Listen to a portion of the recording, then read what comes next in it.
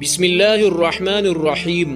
اللہ تبارک و تعالی کے نام سے شروع جو بے حد مہربان اور نہایت رحم کرنے والا ہے۔ پیارے دوستو، دنیا کی تاریخ میں بہت سے ایسے بادشاہ اور فرعون گزرے ہیں جن کے پاس مال و دولت کی بے شمار انبار تھے، لیکن جب بات کی جائے قارون کے خزانوں کی تو ان تمام تر بادشاہوں اور فرعونوں کے خزانے قارون کے خزانوں کے آگے کچھ بھی نہیں۔ پیارے دوستو، آخر کار قارون نے ایسا کیا جرم کیا کہ اللہ تبارک و تعالی نے اسی مال و دولت سمیت زمین میں دنسا دیا؟ تو پیارے دوستو، آج کی اس ویڈیو میں قارون کا مکمل واقعہ آپ کی خدمت میں پیش کیا جا رہا ہے، لہٰذا ویڈیو کو آخر تک ضرور دیکھنا۔ پیارے دوستو، قارون کا قصہ اسرائیلی اور اسلامی دونوں طرح کی روایتوں میں ملتی ہے۔ یہ بنی اسرائیل کا وہی امیر ترین شخص تھا جس کے خزانوں کی کنجیاں بہت سارے اونٹوں اور خچروں پر لادے جاتے تھے۔ قارون موسیٰ علیہ السلام کی چچا یسہر کا بیٹا تھا۔ وہ نہایت ہی حسین اور خوبصورت آدمی تھا، اسی لیے لوگ اس کے حسن و جمال سے متاثر ہو کر اس کو منور کہا کرتے تھے۔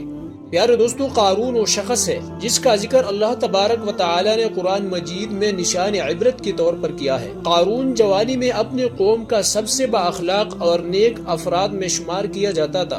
اس کے ساتھ ساتھ اس میں یہ کمال بھی تھا کہ وہ بنی اسرائیل میں تورات کا بہت بڑا عالم تھا۔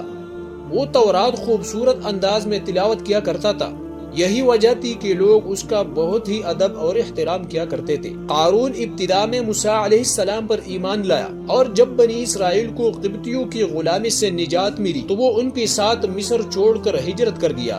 دیکھتے ہی دیکھتے وہ اپنے قوم کا امیر ترین شخص بن گیا، لیکن بے شمار دولت اس کے ہاتھ میں آتی ہی اس کے حالات میں ایک دم تغیر پیدا ہو گیا، اور سامری کی طرح منافق ہو کر حضرت موسیٰ علیہ السلام کا بہت بڑا دشمن ہو گیا اور اعلیٰ درجے کا متکبر اور مغرور ہو گیا۔ جب زکوٰۃ کا حکم نازل ہوا تو اس نے حضرت موسیٰ علیہ السلام کے روبرو عہد کیا کہ وہ اپنے تمام مالوں میں سے 1000واں حصہ زکوٰۃ نکالے گا، مگر جب اس نے مالوں کا حساب لگایا تو ایک بہت بڑی رقم زکوٰۃ کی نکلی۔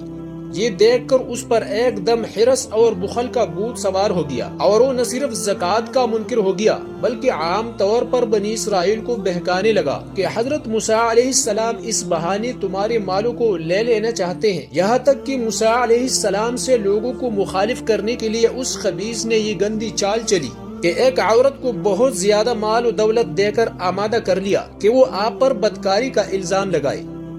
چنانچہ عین اس وقت جبکہ حضرت موسیٰ علیہ السلام وعظ فرما رہے تھے، قارون نے آپ کو ٹوکا کہ فلاں عورت سے آپ نے بدکاری کی ہے۔ حضرت موسیٰ علیہ السلام نے فرمایا کہ اس عورت کو میرے سامنے لاؤ۔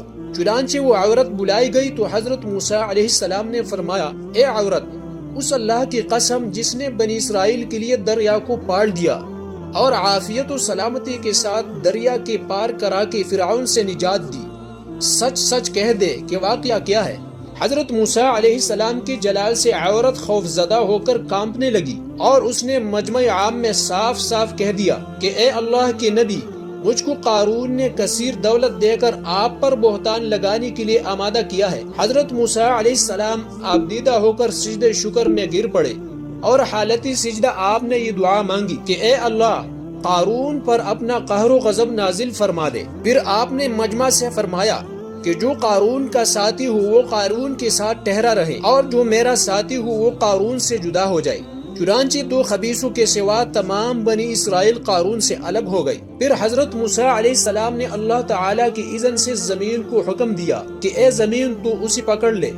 تو قارون ایک دم گھٹنوں تک زمین میں دنس گیا۔ پھر دوبارہ آپ نے زمین سے فرمایا تو وہ کمر تک زمین میں دنس گیا۔ یہ دیکھ کر قارون رونے اور بلبلانے لگا اور قرابت اور رشتہ داری کا واسطہ دینے لگا، مگر آپ نے کوئی التفات نہ فرمایا، یہاں تک کہ وہ بالکل زمین میں دنس گیا۔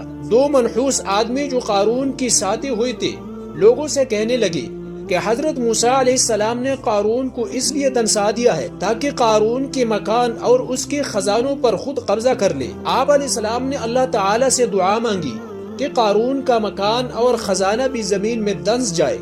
چنانچہ قارون کا مکان اور اس کا خزانہ سبھی زمین میں دنس گئے۔ پیارے دوستو، قارون اور اس کے خزانوں کا ذکر اللہ تبارک و تعالی نے قرآن مجید میں کچھ یوں کیا ہے: بے شک قارون موسیٰ علیہ السلام کے قوم میں سے تھا، پھر اس نے قوم پر زیادتی کی اور ہم نے اس کو اتنے خزانے دیے جن کی کنجیاں اٹھانا ایک طاقتور جماعت پر باری تھی۔ ایک جگہ فرمایا، جب اس کی قوم نے کہا اتراؤ نہیں، بے شک اللہ تعالیٰ اترانے والوں کو پسند نہیں کرتا، اور جو مال تجھے اللہ تبارک و تعالیٰ نے دیا ہے اس کے ذریعے آخرت کا گھر طلب کر اور دنیا سے اپنا حصہ نہ بھول، اور احسان کر جیسا کہ اللہ تعالیٰ نے تجھ پر احسان کیا ہے، اور زمین میں فساد نہ کر، بے شک اللہ تعالیٰ فسادیوں کو پسند نہیں کرتا۔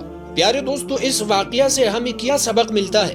یہ عبرتناک واقعہ ہمیں یہ درس ہدایت دیتا ہے کہ اگر اللہ تعالیٰ مال و دولت عطا فرمائے تو اس فرض کو لازم جانے کہ اپنے اموال کی زکوٰۃ ادا کرتا رہے، اور ہرگز اپنے مال و دولت پر غرور نہ کرے، کیونکہ اللہ تبارک و تعالیٰ ہی دولت دیتا ہے، اور جب وہ چاہتا ہے دولت چھین بھی لیتا ہے۔ ہر وقت اس کا دھیان رکھتے ہوئے تواضع اور انکساری کی عادت رکھی، اور ہرگز کبھی انبیاء اور اولیاء صالحین کی ایذا رسانی و بدگوئی نہ کری کہ ان کی دعا اور بددعا سے وہ ہو جایا کرتا ہے جس کا لوگ تصور اور خیال بھی نہیں کر سکتے۔